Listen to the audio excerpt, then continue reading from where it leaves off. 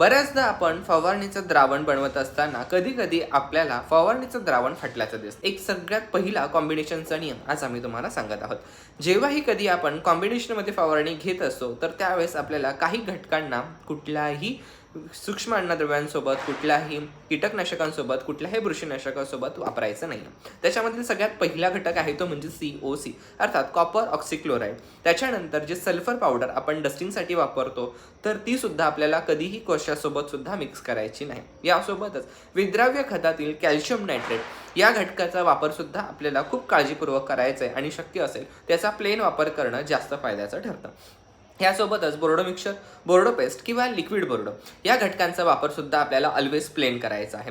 So त्याच्यामुळे जर ही घटक आपण कशासोबतही मिक्स केली तर ज्यासोबत आपण मिक्स करू त्याची कार्यक्षमता हे कमी करतात व बऱ्याचदा याच्यामुळे आपल्याला द्रावण फाटल्याचं सुद्धा दिसून येतं. अशाच उपयुक्त माहितीसाठी आजच फॉलो करा संवाद पब्लिसिटी.